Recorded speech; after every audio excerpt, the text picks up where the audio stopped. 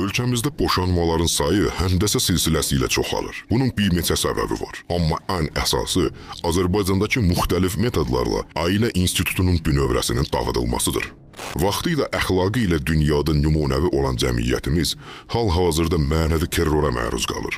Hansı kanalı açırsan, əxlaqsız seriallar, verilişlər, ailələrimizdə həmişə tabu olan mövzular, xəyanət, xatib cinsi əlaqələr və s.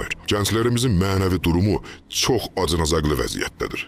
Ümumiyyətlə bir xalqın məhv olmasını istəyənlər ilk növbədə onun ailə dəyərlərini məhv edirlər. Saxta azadlıq şüarı ilə onun qadınlarını pozub kişilərinin namusunu aradan aparırlar. Niyə? Çünki pozulmuş ailənin kişisi cəmiyyəti cinayətkar siyasətçilərdən qoruya bilməz.